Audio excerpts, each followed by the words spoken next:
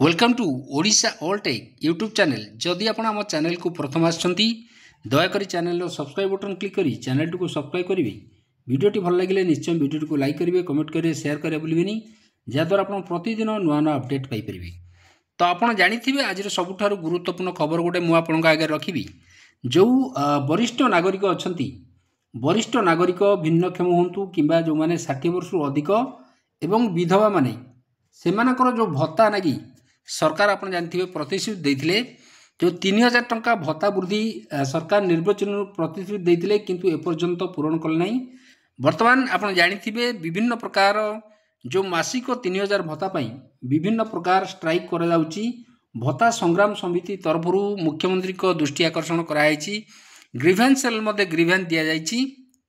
सरकार को बजेट घोषणा है तो आप जानते बहुत बड़ बजेट घोषणा है जो थे कि पूर्व आपको देखी जे आईन मंत्री मध्य सूचना देते जे जो 3000 भत्ता अच्छी ताकू वृद्धि करा एवं खूब शीघ्र खुशी खबर मिले बोली से प्रतिश्रुति मध्य देते गोटे सभारे। तो से विषय आज आम आलोचना करवा। दयाकोरी वीडियो को शेष पर्यंत देखिए। ये देखूँ जो खोलिला मोहन को पेड़ी सबू वर्ग को आखि सबू वर्ग ए भत्ता हिताधिकारी जाउछंती। तो सरकार जो बड़ बजेट घोषणा करिसेंती जो 2 लाख आपन जानिथिबे 2,90,000 कोटी बृहत बजेट गोटे घोषणा करिसेंती। तो निहाती एथरे कहि परिया हमें सरकार किछि विचार करथाई परंती जे हमर जो भिन्नक्षम रहिले सेमानक पई अधिक जो भिन्नक्षम रहिले हमर जो रहिले वरिष्ठ नागरिक 60 वर्ष ऊर्ध्व व्यक्ति मानकू हमर कौन करा जीवो ना 3000 भत्ता वृद्धि घोषणा करिवार सूचना मध्य मिलुची। तो से विषय आम देखा। तो आप जानते सुभद्रा को देइचंती चाषी महिला को प्राधान्य दिखाई वंचित गरीबों को छात घर विधायक पांठी बढ़ाई निर्मल ता सहित कृषि को अधिक मध्य दिखाई। तो योजना व्ययबराद जो कराई से अनेक प्रकार योजना व्ययबराद कराई से आम देखा। एटी वरिष्ठ नागरिक को जो 3000 टंका भत्ता दाबी गोटे गुरुत्वपूर्ण दाबी आप देखुथिबे। तो जो वरिष्ठ नागरिक माने अछंती जो सरकार निर्वाचन प्रतिश्रुति देइथिले सेमानकु 3000 टंका भत्ता प्रदान करिया पे किंतु सरकार एपर्यंत घोषणा कलेनी। तो ये देखंतु जो भत्ता वृद्धि दाबी तेजुची धीरे धीरे राज्यर समस्त जो वरिष्ठ नागरिक अछंती सेमाने विधवा होंतु भिन्नक्षम होंतु किंबा अन्य जो रहिले हमर 60 वर्ष ऊर्ध्व जो व्यक्ति माने रहिले सीनियर सिटीजन रहिले बा वरिष्ठ नागरिक। तो बर्तमान आप जानते जो भली दरदाम बढ़ुची सरकार प्रतिश्रुति देइथिले जे सेमानकर 3000 टंका भत्ता करियो बोली किंतु ए पर्यंत कोनोसी प्रकार घोषणा सरकार कले नहीं। तो राज्यर समस्त वरिष्ठ नागरिक को 3000 टंका भत्ता दाबी करिछि ओडिशा भत्ता प्रदान संग्राम समिति तरफ आगु दाबी कराई।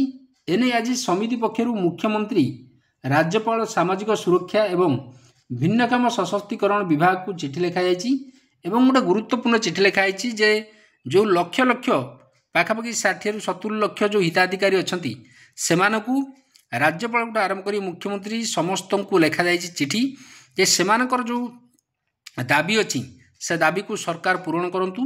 दाबी पूरण जदि न हुए नहले विधानसभा घेराव करा जिवो बोली मध्य समिति पक्षरु चेतावनी दिया जाइछि।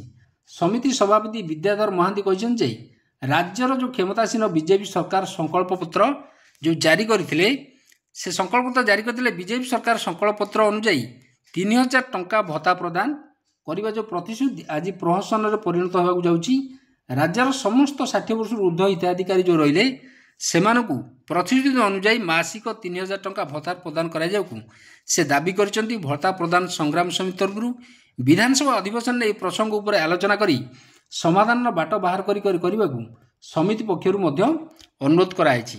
तो आम एटा कहीपर गोटे राज्य दाबी जो हिताधिकारी माने अछंती जो भत्ता हिताधिकारी अछंती 60 माने भिन्नक्षम होंतु किंबा विधवा होंतु किंबा 60 वर्ष ऊर्ध्व जो हिताधिकारी रहिले समस्तंकर एटा राज्य दाबी कहीं जो भली दरदाम बढ़ुची सरकार प्रतिश्रुति मुताबक तांकर प्रतिश्रुति पालन कले नहीं। तेणुक एमाने दाबी करुछन सरकार खूब शीघ्र सेमानकर भत्ता वृद्धि करंतु। आमे आशा करूँ सरकार जो एत बड़ बजेट करिसेंती 2,90,000 कोटी टंकार बजेट करिसेंती। तो ए बजेट रे निहाती सरकार एमानकर दाबी पूरण करंतु एवं एमान जो 3000 टंका भत्ता अछि सेमानकु शीघ्र प्रदान करंतु एवं सेमानकु मोर हस फुटांतु बोली आमे आशा करूछु। तो आज एतिक खबर थिला। जदि आपन खबरटी भल लागिला दयाकर निश्चय चैनल को सब्सक्राइब करिए, वीडियो को लाइक करिए, कमेंट करिए। एमती नुआ नुआ भत्ता खबर पाइबा पई निश्चय चैनल को सब्सक्राइब करिए। धन्यवाद।